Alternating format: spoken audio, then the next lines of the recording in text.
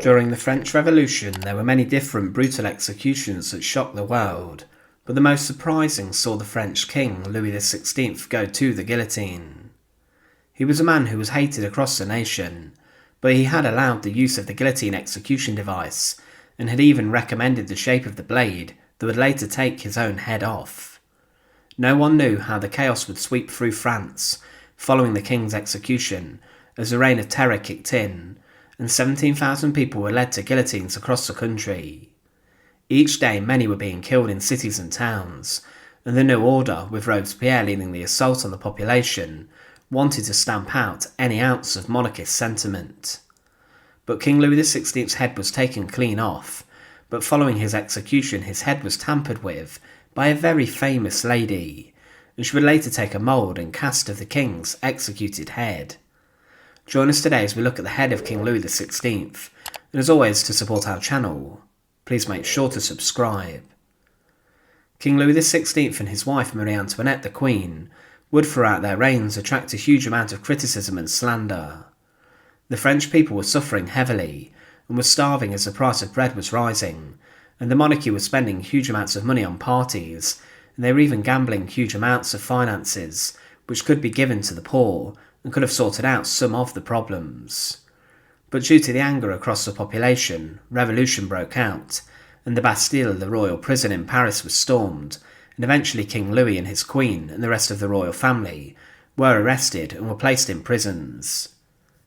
Across Europe, a number of monarchies saw what was happening in France, and they wanted to try and rescue the king and queen, but nothing would ever be successful. Then the question came as to what to do with them. Many in the National Convention believed that exile would be good enough, but others went further, and the king was forced to stand trial, and the monarchy was then abolished. Louis XVI was accused of high treason and committing crimes against France, and on the 15th of January 1793, 721 deputies and members of the Convention voted on his fate. 693 declared that he was a guilty man, and 361 then voted for execution, with the king being condemned to death by one single vote. Following this, the arrangements for the king's execution then took place, and within a week of being condemned, he would be dead. The king's execution would occur on the 21st of January 1793, and he would on that day wake up very early. He was helped to get dressed by his valet and servant who remained with him, and an Irish priest then visited him to hear his final confessions. Louis received his last mass and communion, and he was then advised by his priest that seeing his family would be too difficult and heart-wrenching, so he did not do this. He spoke his final wishes to the priest, and the royal seal was said to go to the Dauphin, and that his wedding ring should go to his wife who was in prison herself. He then met with the commander of the guard, and in the second court of the prison, a green carriage had arrived to take him to his execution. The king climbed in, and he was sat with his priest and 2 guards who sat opposite him, and then the carriage left the Temple prison at 9 a.m.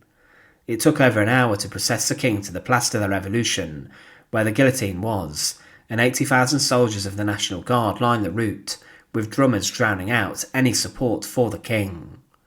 Cavalry soldiers also took him there and escorted the carriage. There was talk of the king being rescued right up until the end, and one supporter had gathered 300 men in the Rue de Cléry neighbourhood, but they then decided against taking action.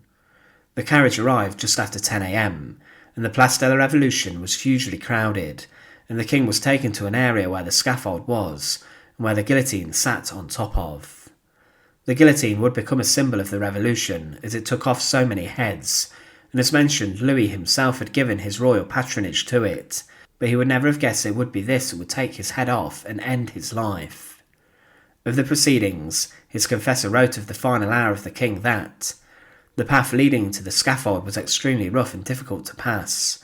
The king was obliged to lean on my arm, and from the slowness of which we proceeded, I feared for a moment that his courage may fail. But what to my astonishment, when we arrived at the last step, I felt that he suddenly let go of my arm, and I saw him cross with a firm foot at the breadth of the whole scaffold, silenced by his look alone. 15 or 20 drums were then placed opposite to me, and in a voice so loud that it must have been heard at the Pont Tournai, I heard him pronounce distinctly these memorable words: "I die innocent of all crimes laid to my charge. I pardon those who have occasioned my death, and I pray to God that the blood you are going to shed may never be visited on France." The king was then taken from the carriage and the coach, and he was then approached by the chief executioner Charles Henry Sanson, the man who would execute the king.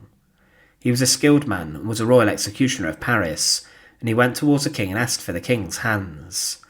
The king refused initially to have his hands tied together with rope, but then he consented to a handkerchief being used to secure his hands, and the executioner's men then quickly shaved part of the king's hair, and they then cut the collar of his shirt to make sure nothing could go wrong and get caught in the blade when it fell.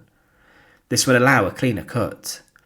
After this, the king was then led to the guillotine, and when he was on it, he broke from the executioners and shouted to his subjects that he was innocent.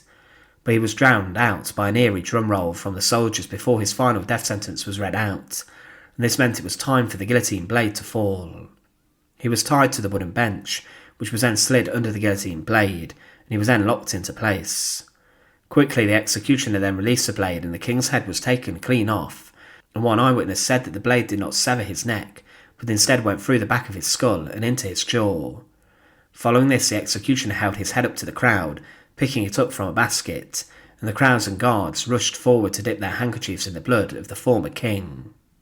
The executioner Sanson later said of the king's execution that, arriving at the foot of the guillotine, Louis XVI looked for a moment at the instrument of his execution and asked Sanson why the drums had stopped beating. He came forward to speak, but there were shouts to the executioners to get on with their work. As he was strapped down, he exclaimed, "My people, I die innocent." Then turning towards his executioners, Louis XVI declared, "Gentlemen, I am innocent of everything of which I am accused.